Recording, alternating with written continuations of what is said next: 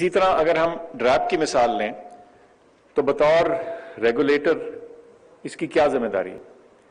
वही कि एक मेयार बरकरार हो, जो दवाएं मुल्क में मिल रही हों, चाहे वो इंपोर्ट के जरिए आ रही हों, दरामद हो बरामद हो, मुल्क के अंदर तैयार हो रही हों, आधी मुल्क के अंदर तैयार हो रही हों, पूरी मुल्क के अंदर तैयार हो रही हों, लेकिन उनका एक मेयार हो। एक दूसरा, उनकी जो कीमतें हैं वो कुछ ऐसी हों कि लोगों तक उनकी रसाई रहे।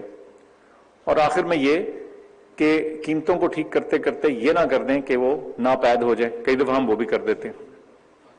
तो इन सारी चीजों को 360 डिग्रीज यानी हर तरफ, 4 तरफ 8 तरफ देखकर ही इस चीज का तयन किया जा सकता है कि क्या जो रेगुलेटर है वो अपना काम अच्छा कर रहा है या नहीं। अच्छा, रेगुलेशंस कुछ गुड़ या वो शक्कर वाली मिसाल है कि जितना डालेंगे उतना मीठा होगा। जितना आप रेगुलेटर को फाल बनाएंगे, उसको ताकतवर बनाएंगे, लेकिन प्रो पब्लिक हो, प्रो बिजनेस हो, प्रो वर्क हो, यानी अपने तमाम जिस शोबे को वो रेगुलेट कर रहा है उस शोबे में आसानियां पैदा करे बजाय इसके के मुश्किलात पैदा करे।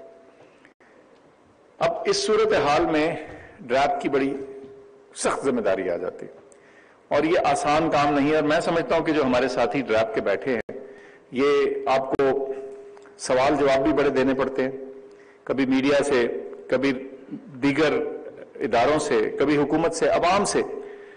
तो आपका काम मुश्किल है, लेकिन इस काम को करने में आसानी पैदा करने के लिए जो एक बहुत अहम काम है वो है शफाफियत, ट्रांसपेरेंसी।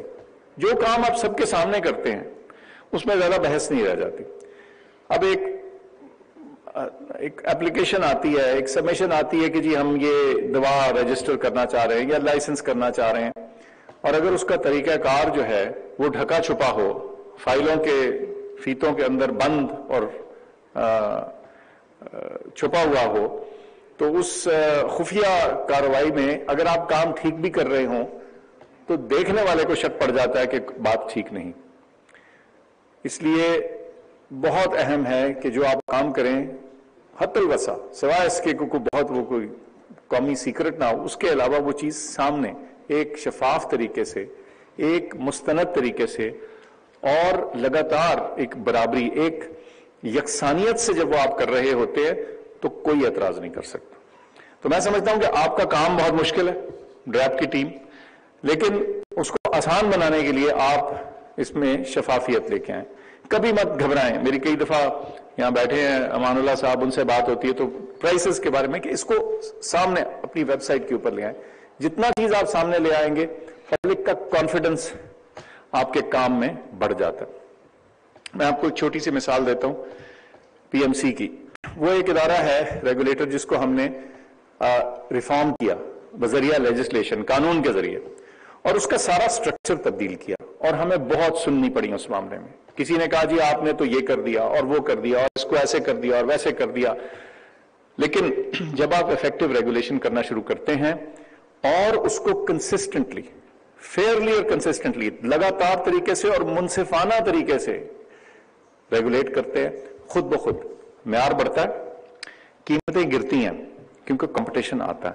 आपके सामने है, मैं इसमें ज्यादा बहुत बारीकी में नहीं जानता क्योंकि अभी वो प्रोसेस चल रहा है, लेकिन मुझे बताया गया है कि बहुत से डेंटल स्कूल की फीस जो है वो कंपटीशन के जरिए बेहतर हुई हैं, कंपटीशन में आई।